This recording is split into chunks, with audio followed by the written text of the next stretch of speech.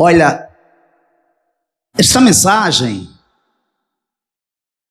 essa passagem bíblica que nós vamos ministrar hoje, creio eu que seja um dos textos mais explorados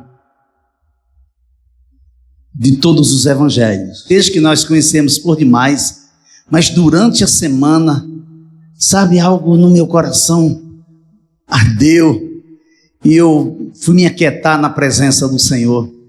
E hoje, quando eu me levantei para vir para cá, para dar início à consagração, o Senhor estava confirmando essa palavra, tá? Então, eu gostaria que você abrisse sua Bíblia. Evangelho de Dr. Lucas, o Evangelho de Lucas, capítulo 8, a partir do versículo 43 aos versículos 48. Certa mulher que havia 12 anos vinha sofrendo de uma hemorragia e a quem ninguém tinha podido curar, e que gastara com os médicos todos os seus haveres, veio por trás dele e lhe tocou na orla da veste, e logo se lhe estancou a hemorragia. Versículo 45. Mas Jesus disse: quem me tocou? Como todos negassem, Pedro, com seus companheiros, disse: mestre, as multidões te apertam e te oprimem, e dizes: quem me tocou? Contudo, Jesus insistiu: alguém me tocou, porque senti que de mim saiu poder. Outras versões dizem que de mim saiu virtude. Versículo 47. Vendo a mulher que não podia ocultar-se, aproximou-se trêmula e, prostrando-se diante dele, declarou à vista de todo o povo a causa por que ele havia tocado e como imediatamente fora curada. Então lhe disse: filha, a tua fé te salvou, vai-te em paz. Querido Deus, amado Pai, Tu que és bispo e pastor de nossas almas, Tu que és poderoso, longânimo, maravilhoso, nós nos aquietamos diante da Tua presença. Agora queremos ouvir a Tua voz mediante a exposição da Tua palavra, em nome de Jesus. Amém. Eu estou intitulando essa mensagem de uma fé que salva. Diga comigo, uma fé que salva. Por que uma fé que salva? Porque nem toda fé salva. Por exemplo, a fé de Ananias e Safira não foi o bastante para salvá-los. Eles caíram mortos instantaneamente após serem confrontados por Pedro, que expôs a falsidade deles,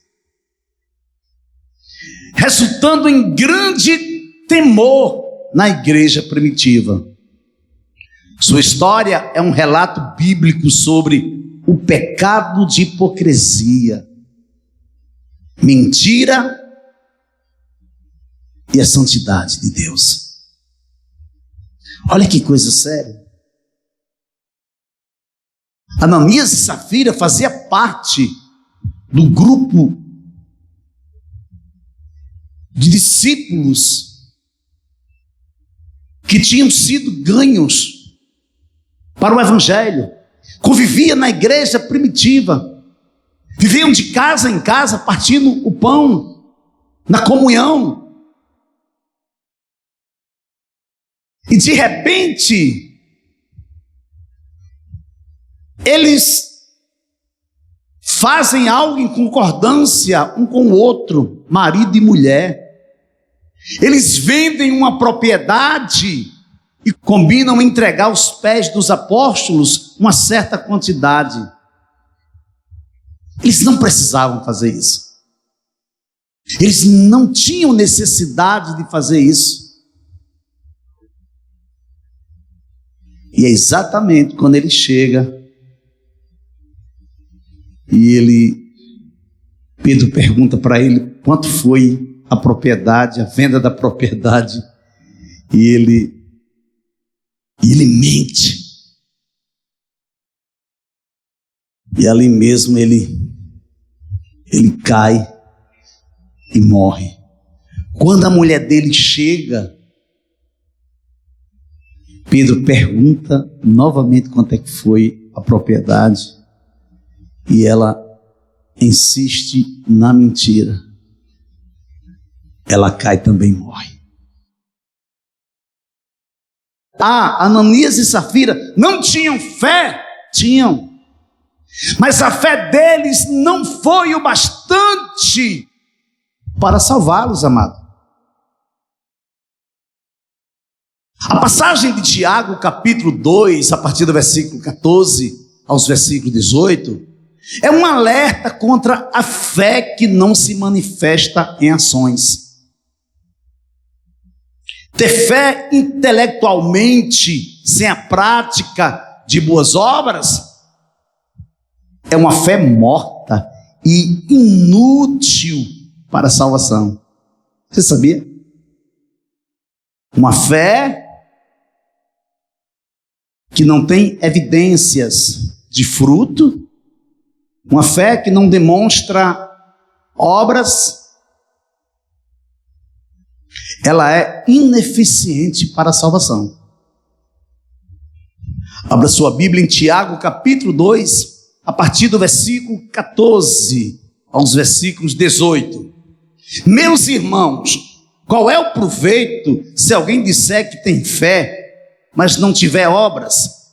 Será que essa fé pode salvá-lo?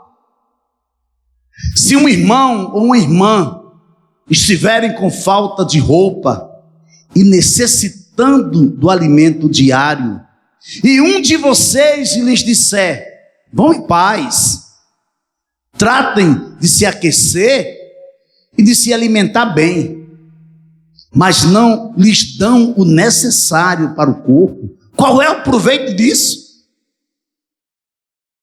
Assim também a fé, se não tiver obras, por si só está morta.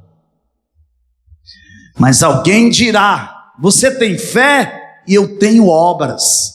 Mostre-me essa sua fé sem obras, e eu lhe mostrarei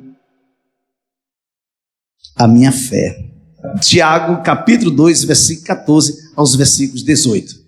Uma fé, para ser uma fé que salva, precisa de evidência na direção daquilo que você crê. Você entendeu? Olha para cá. Uma fé, para ser uma fé que salva, precisa de evidência na direção daquilo pelo qual você diz que crê. Se eu digo que eu tenho fé em Jesus, minhas ações, minhas atitudes, minhas reações precisam seguir na direção de Jesus, no qual eu declaro crer. Porque se eu falo uma coisa e vivo outra coisa, isso chama-se hipocrisia. Peguei pesado, né? Mas olha, mas é claro, se eu digo que sou uma árvore frutífera e frondosa, e os meus frutos não aparecem, se eu digo que sou uma árvore frutífera e frondosa, mas os frutos desta árvore não aparecem, não se evidenciam, estou me enganando e tentando enganar a quem? Meu coração queimou assim de uma forma exorbitante. Quando estou batendo em várias portas, isso é um sinal que estou sem direção. Vou repetir. Quando eu estou batendo, bato numa porta, bato outra, ela não se abre. Bato noutra porta, não se abre. Procuro numa porta, ela não se abre. Procuro noutra porta, ela se abre, mas ela não tem solução. Isso está indicando que eu estou sem direção. Mas por que isso tem acontecido constantemente com pessoas que creem em Deus, com pessoas que temem a Deus, com pessoas que amam a Cristo? Por quê? Pessoas que seguem a Jesus, mas seguem Ele de longe. Não se envolve, não mergulham, não vai para as águas profundas, vivem no raso.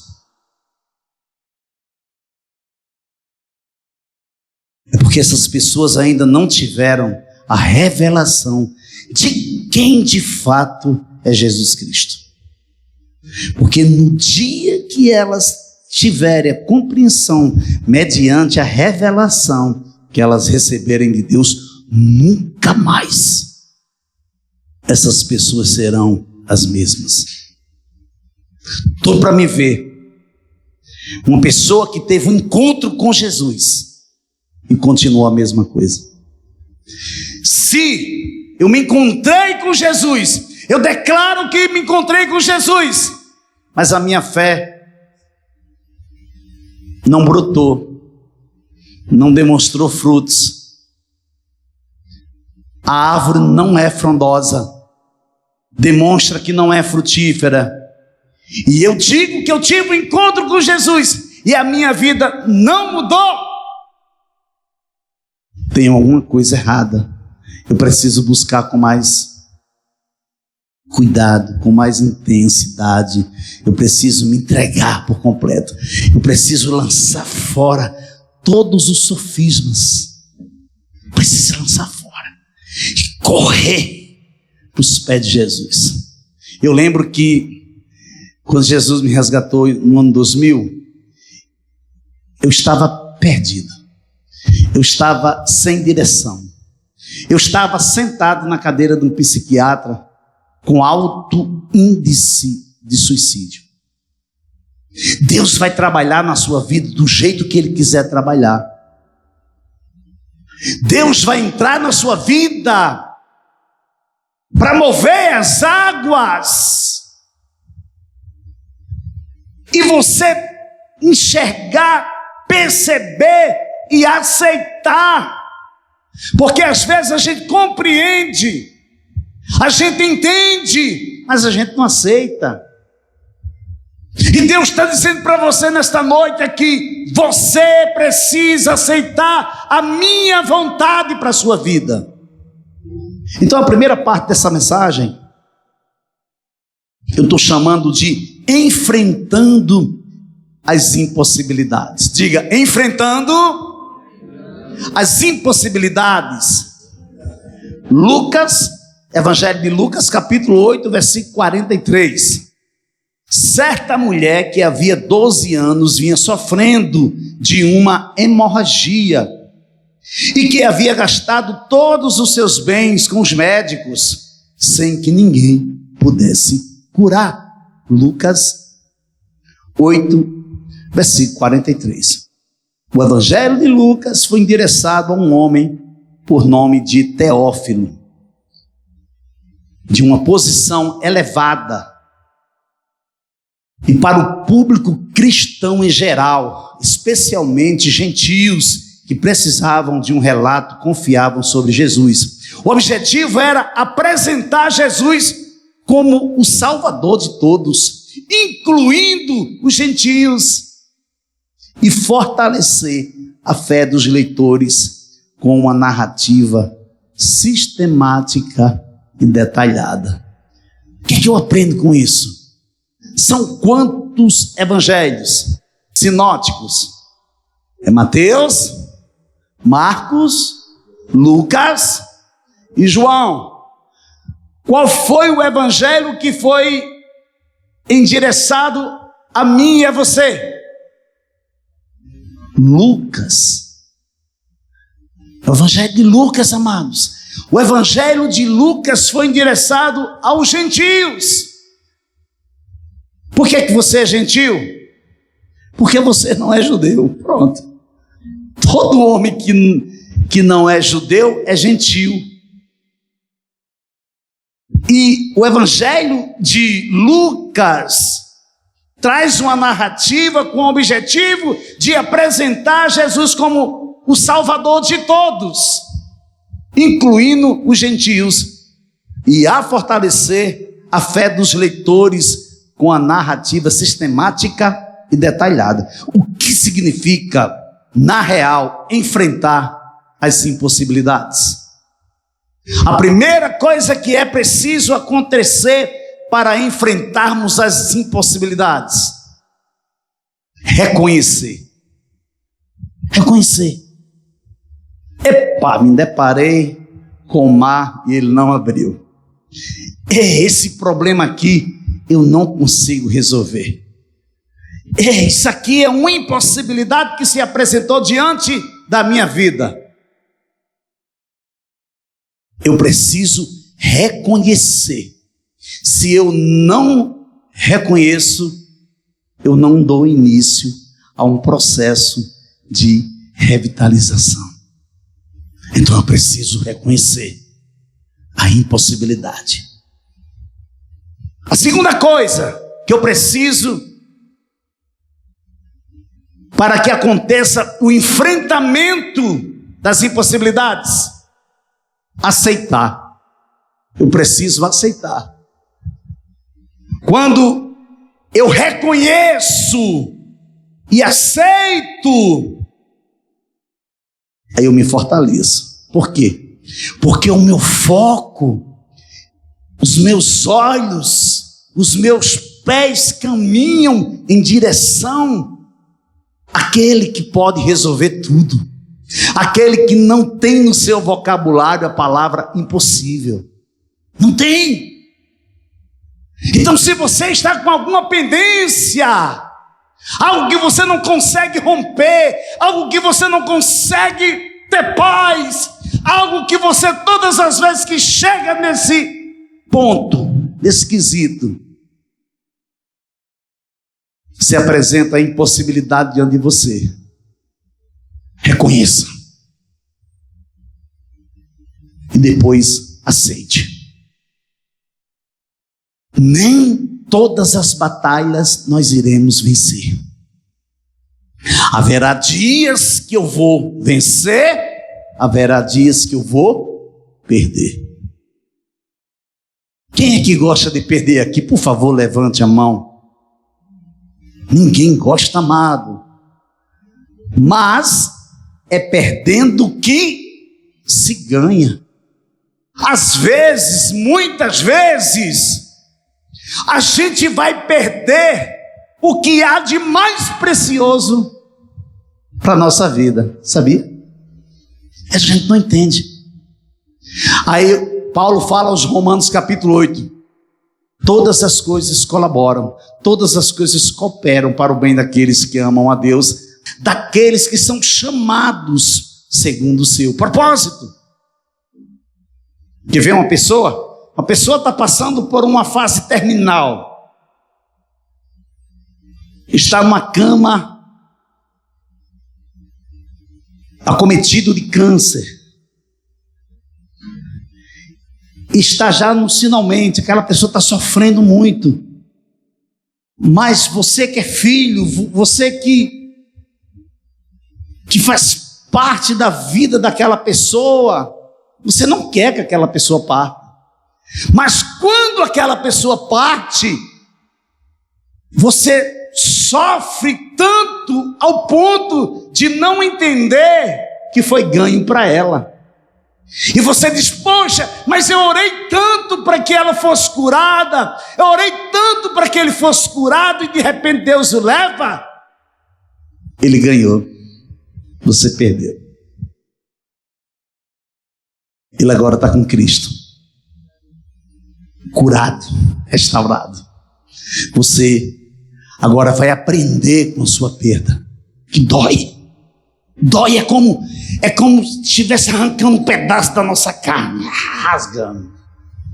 Mas com o passar do tempo, Deus vai nos revelando que Ele fez o melhor, segundo a sua vontade soberana e absoluta. Então, quando você reconhece e quando você aceita,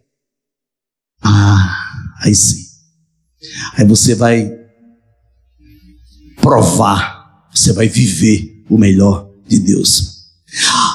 A primeira implicação, ou seja, a primeira complicação, a primeira dificuldade que gera uma situação crítica na vida desta mulher que está sofrendo de uma hemorragia há 12 anos.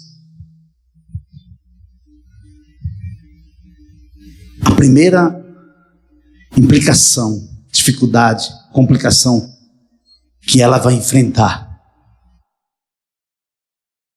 é que ela se tornou cerimonialmente considerada imunda, impura.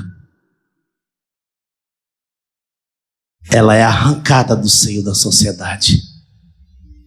Ela é privada das suas emoções. Ela não pode entrar numa sinagoga para falar com Deus dela, porque ela é imunda. E ela não pode transitar no meio do povo. Por que você reclama? Por que você às vezes é tão ingrata? Por que às vezes em determinado momento você não segue na direção daquilo que você diz que crê? Por que você demonstra ser uma árvore frutífera e frondosa e não apresenta mais frutos nessa direção? Levítico, livro de Levítico, capítulo 15, versículo 25. Quando uma mulher tiver um fluxo de sangue por muitos dias, fora do tempo da sua menstruação, ou quando tiver fluxo do sangue por mais tempo do que o habitual, todos os dias do fluxo, ela ficará impura, como nos dias da sua menstruação. Ela ficará imunda. Vejamos o relato de Marcos. Estava ali certa mulher que havia 12 anos, vinha sofrendo de uma hemorragia. Ela havia padecido muito nas mãos de vários médicos e gastando tudo o que tinha, sem contudo melhorar de saúde. Pelo contrário, piorava cada vez mais. Este é o relato no Evangelho de Marcos, capítulo 5, versículos 25 e 26. Qual o contexto que vivia essa mulher nos dias de Jesus? Uma mulher considerada imunda na época de Jesus vivia socialmente isolada, excluída de espaços religiosos e da vida comunitária, sendo que seu convívio social se restringia à sua própria casa. Olha aí. E muitas vezes era desprovida de recursos e de apoio. Essa condição de impureza acarretava a exclusão, vergonha e sofrimento físico, emocional e espiritual. Agora veja bem, porém, no caso dessa mulher, especificamente essa mulher, era algo diferenciado. Por quê, pastor? Ela não era desprovida de recursos ou de bens materiais. Pelo contrário, ela era uma mulher de posses. Essa mulher era abastada. Você vê que o texto diz que ela gasta todos os bens dela, andando de porta em porta, batendo de porta em porta, de vários médicos, sem contudo resolver o problema dela, pelo contrário, indo de mal a pior. Um detalhe que me chama a atenção é que o dinheiro que ela possuía não foi o bastante para resolver o problema dela. Meu Deus, isso é muito sério. Isso é muito sério porque em dado momento a gente só pensa em trabalhar, amados. A gente só pensa em ganhar dinheiro. A gente só pensa em ganhar. E quem tem, quer ter mais. Lembra que eu falei quarta-feira aqui, que os discípulos, quando voltam, Jesus envia os discípulos de 2 em 2, sopra sobre eles o Espírito. Quando eles voltam extasiados, alegres, exultantes. E diz Jesus: olha, os espíritos malignos são expelidos, os coxos andam, os cegos veem. Jesus fica olhando para eles. Aí Jesus diz: peraí, olha, vocês não devem se alegrar por isso. Vocês devem se alegrar porque o nome de vocês estão arrolados no livro da vida. Agora tem uma coisa que eu percebi aqui em vocês. Eles ficam olhando, eu fico assim percebendo a cena. Eles ficam olhando para Jesus e assim: eu percebi alguma coisa em vocês. Vocês estão por demais alegres, vocês estão muito alegres, mas vocês estão cansados. Vendo aí? Vocês estão cansados, vocês precisam descansar. Vão comigo. Aí Jesus leva eles, deixa eles dormindo. Quando Jesus volta, a multidão está presente. Jesus se senta, manda todo mundo sentar e começa a ministrar para eles. Haverá um momento que você vai cansar. Haverá um momento que você não vai subsistir aquilo que você tanto almeja, aquilo que tanto você quer. Então, o dinheiro dessa mulher, ou o dinheiro que essa mulher possuía, os bens que essa mulher possuía, não resolveu o problema dela. Não. Diz que ela andava de porta em porta. Ela ia no médico, ia no outro médico, ela gastou tudo que tinha, mas não resolveu. O texto, Marcos, é mais categórico. Marcos diz que, pelo contrário, ela ia de mal a pior, sofrendo, padecendo. Mas interessante, amados, diante da sua impossibilidade, essa mulher, ela não desiste. Essa mulher, ela não retrocede. Essa mulher não permite que a sua esperança se desfaleça. Encontramos na vida dessa mulher, na história dessa mulher, uma marca: constância, perseverança. Aconteça o que acontecer, eu não desisto, eu vou atrás da minha cura. E você vê, por muito, ou por tão pouco, por muito não, por tão pouco, às vezes desistimos. Às vezes colocamos culpa em todo mundo. Não, fiquei triste, o pastor não falou comigo. Não, a irmãzinha, eu entro na igreja, a irmãzinha vira a cara para mim, não fala comigo. Colocamos culpa em todo mundo. Não, é minha mulher, porque todas as vezes que eu tento me levantar, a minha mulher é uma pedra de tropeço. Eu já ouvi, amados, eu me escandalizei, pouco tempo. A pessoa abria a boca e dizia: não, isso que está acontecendo comigo é um espinho na minha carne. Eu disse: pelo amor de Deus, não faça isso, querido. Você não sabe o que é que significa o espinho na carne? O espinho na carne foi uma provisão de Deus para a vida de Paulo, para detê-lo, para trabalhar, para aperfeiçoar, para conduzir ele para a realização do propósito que ele tinha na vida de Paulo. Então, a segunda parte dessa mensagem, que eu estou chamando de uma fé que salva, eu estou intitulando de não foi a capa, foi a fé. Lucas capítulo 8, versículos 44 a 46. Veio por trás de Jesus e tocou na borda da capa dele, e logo a hemorragia dela estancou. Mas Jesus perguntou: quem me tocou? Como todos negassem, Pedro disse: mestre, é a multidão que o rodeia e aperta. Mas Jesus insistiu: alguém me tocou, porque senti que de mim saiu poder.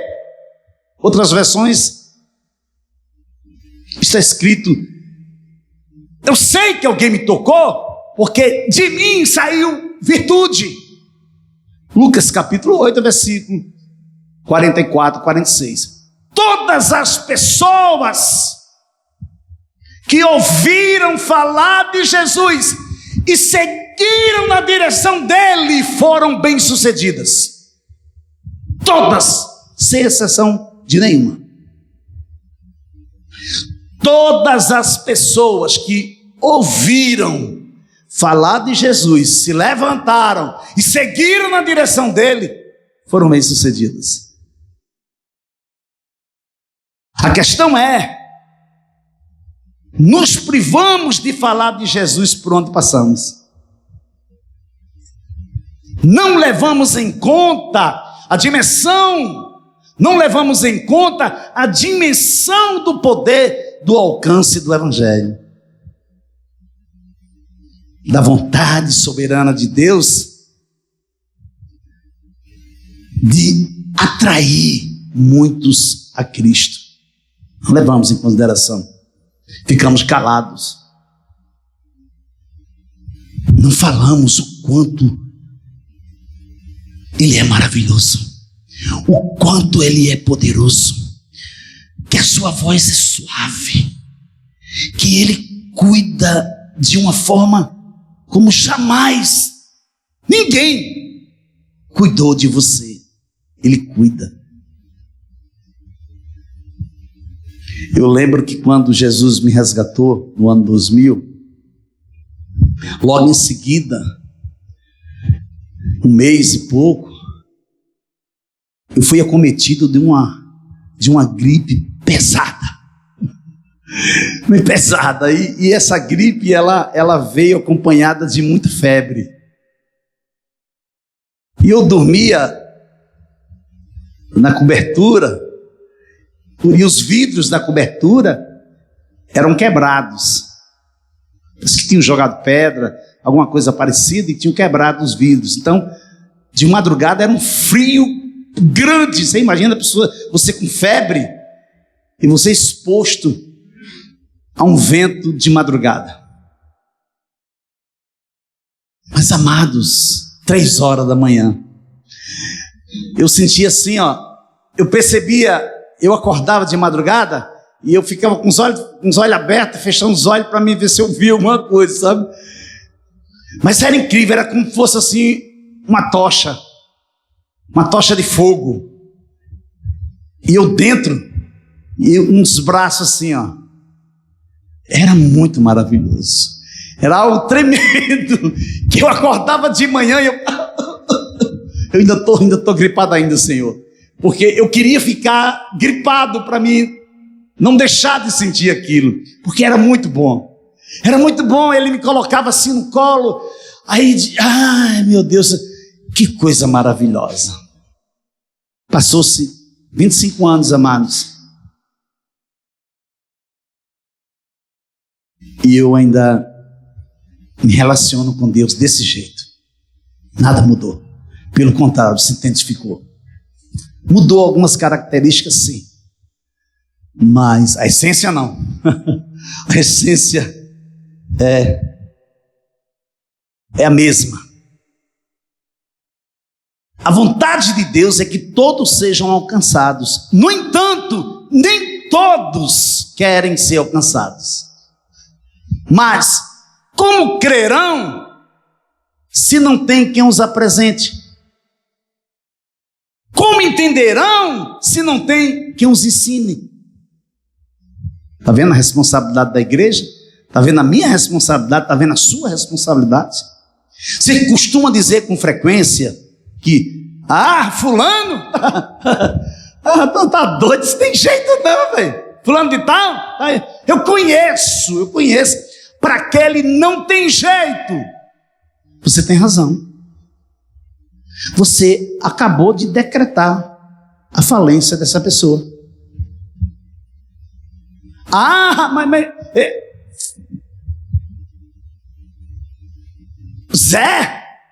Zé tá com projeto, esse projeto dele tá doido, vai dar certo não, menino.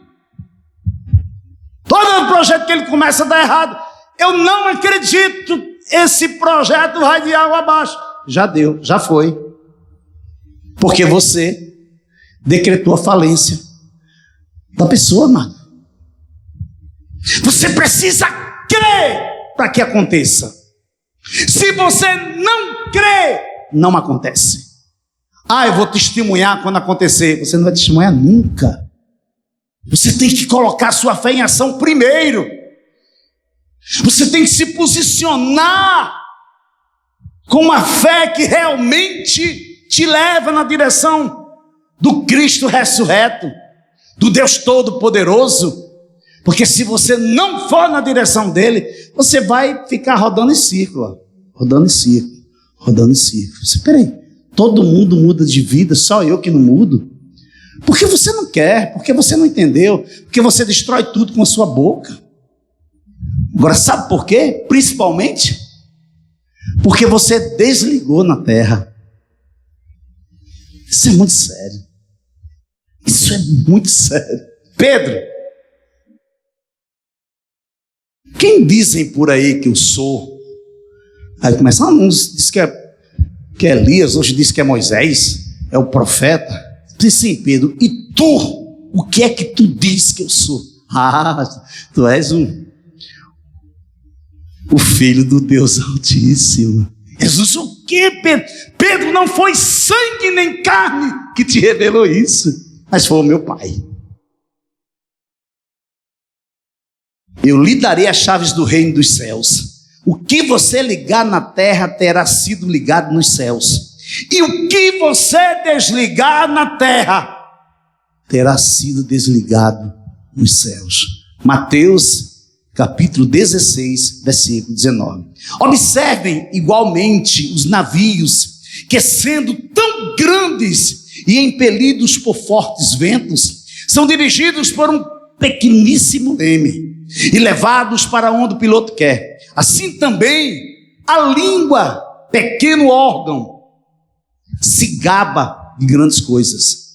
Vejam como uma fagulha incendeia uma grande floresta.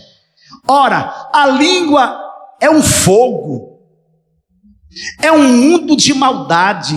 A língua está situada entre os membros do nosso corpo e contamina o corpo inteiro. E não só põe em chamas toda a carreira da existência humana, como também ela mesma é posta em chamas pelo inferno. Mas, gente, olha para você, olha para cá, olha para cá, olha para cá. Agora, olha para dentro de você. Feche seus olhos agora.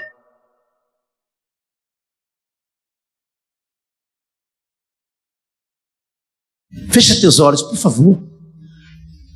Agora, interioriza, vai dentro de você. E perceba o seu tamanho. E perceba o tamanho da sua língua. Você vê o que ela é capaz de fazer. Você não pode servir a dois senhores. Ou você desagrada a um e agrada a outro. Então você não pode cochear em dois pensamentos. Você precisa entender de uma vez por todas. E a minha oração é que você saia esta noite daqui entendendo a sua responsabilidade com Ele. A responsabilidade por você. Responsabilidade pela sua família. Primeiro você precisa crer. Depois você precisa agir na direção do que você diz crer. Porque haverá momentos ou situações que você tem de ficar parado e esperar Deus mandar você se mover. Você sabia? Haverá momentos na sua caminhada de fé cristã que, se você insistir em caminhar, escada você paga até com a própria vida. Haverá momentos na nossa vida cristã que Deus vai dizer para você: pare, fique parado, não se mexa. E às vezes nós não entendemos isso.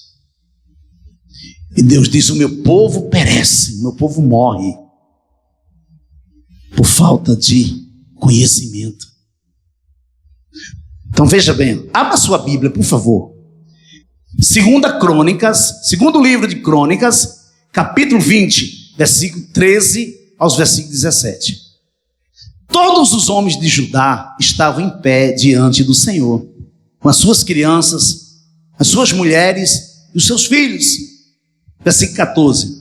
Então, no meio da congregação, o Espírito do Senhor veio sobre Jaziel, filho de Zacarias, filho de Benaia, filho de Jeiel, filho de Matanias, levita dos filhos de Asaf.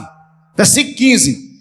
Jaziel disse: escutem com atenção, todo Judá, moradores de Jerusalém, e rei Josafá, assim diz o Senhor: não tenham medo, nem se assustem por causa desta grande multidão, pois esta batalha não é de vocês, mas de Deus.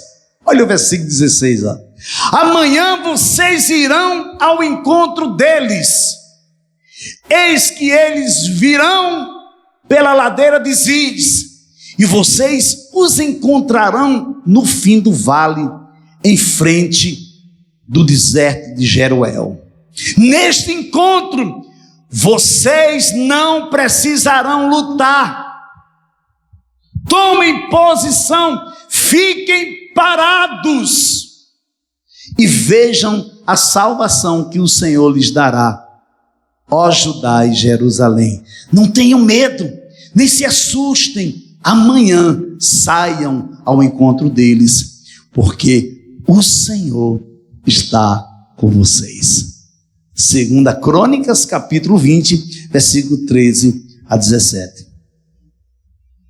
Vejam o que a mulher do fluxo de sangue fez. Veio por trás de Jesus e tocou na borda da capa dele, e logo a hemorragia dela estancou. Mas Jesus perguntou: quem me tocou? Por que foi que essa mulher veio na direção de Jesus e tocou na sua capa? Foi porque ela ouviu falar de Jesus.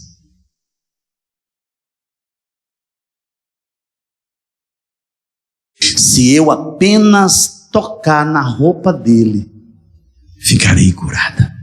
Tendo ouvido a fama de Jesus, a mulher chegou por trás, no meio da multidão, e tocou na capa dele, porque dizia: se eu apenas tocar na roupa dele, ficarei curada. E logo a hemorragia se estancou, e ela sentiu no corpo que estava curada do mal. Evangelho de Marcos, capítulo 5, versículos 27 a 29. Conclusão. Veja aí, Lucas capítulo 8, versículos 47 a 48. A mulher, vendo que não podia passar despercebida, aproximou-se trêmula E prostrando-se diante de Jesus, declarou à vista de todo o povo o motivo por que havia tocado nele e como imediatamente tinha sido curada. Então Jesus lhe disse: filha, a sua fé salvou você, vá em paz. Lucas capítulo 8, versículos 47 e 48. Há algo no contexto desse texto que chama a minha atenção, que fez eu parar, que fez eu parar e me embebedar, mas muito. Falei muito para a pastora sobre isso que eu estava sentindo. Jesus poderia muito bem, amado, ter continuado o caminho dele. Alguém tocou nele. Ele percebeu que dele saiu virtude. Amém. Ele poderia ir embora. Poderia ou não? Poderia sim. Mas ele não seguiu o caminho. Ele parou. Ele parou. Ele para. E quantas vezes Jesus tem parado para atender você? Quantas vezes Jesus tem parado para você? Sabe o que acontece? Ele para você, ele para para mim, e nós passamos despercebidos.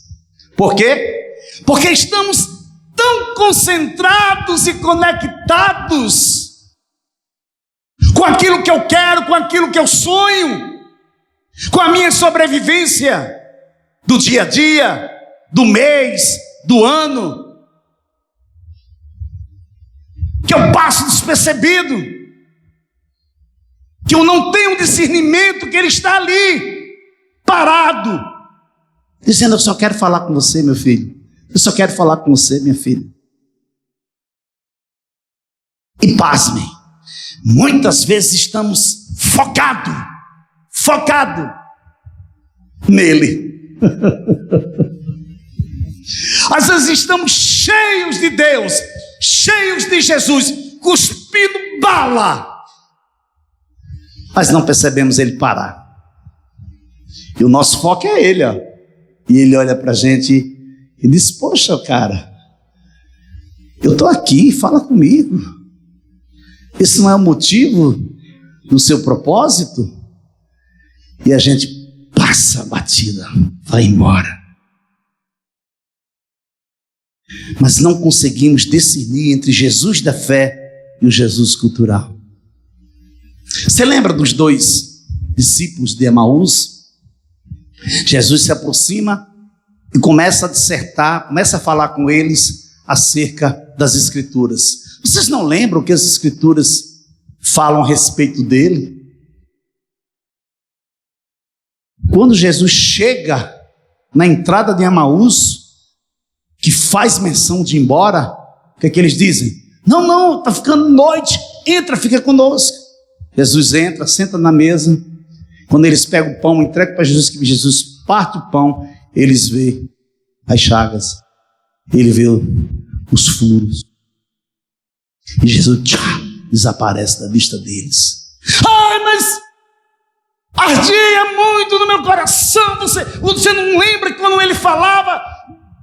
Nosso coração ardia. Fazer o seguinte: vamos voltar para o lugar da promessa. Voltaram para o lugar da promessa, contaram aos outros discípulos e foram esperar o cumprimento da promessa, que foi o Pentecoste. E eu quero terminar mostrando assim, algo novo que eu aprendo hoje com essa mensagem de hoje. Primeiro, não adianta eu tentar passar despercebido de Jesus. Não adianta. Eu posso trapacear, eu posso fazer o que quiser, eu posso mostrar uma cara, eu posso mostrar outra cara, mas ele sabe exatamente do jeitinho que eu sou. Eu posso ser eloquente, eu posso ministrar dentro da exegética, da hermenêutica bíblica, eu posso ter doutorado em teologia. Não passa, amado. Você não passa despercebido de Jesus. Então trate de se consertar logo. Trate de buscar cura logo. Mas logo. A segunda coisa, haverá um momento que você precisará falar diante de todos os presentes que foi que aconteceu com você. Você vai ter que abrir a boca e vai ter que dizer. Porque se você não abrir a sua boca e você não declarar o que você tem que declarar, você vai perder o que ele tem para dizer para você. O que foi que ele disse para ela? Aproximando-se trêmula e prostrando-se diante de Jesus, declarou à vista de todos, de todo o povo, motivo porque havia tocado nele e como imediatamente tinha sido curada. Então Jesus lhe disse: filha, a sua fé salvou você. E o terceiro e o último, a virtude ou poder que é liberado de Jesus não cura somente o meu corpo físico, mas cura principalmente a minha alma e me livra do fogo eterno. Foi o que aconteceu com essa mulher. Ela foi restaurada, ela tocou em Jesus. Jesus disse: olha, a fé que você tocou em mim salvou você. Então que você possa receber da parte de Deus, que a fé que impulsionou, que me conduziu, que me levou até Jesus, me salvará, me encherá de paz e me livrará da condenação eterna. Uma fé que salva. Você pode aplaudir a Jesus? Aleluia!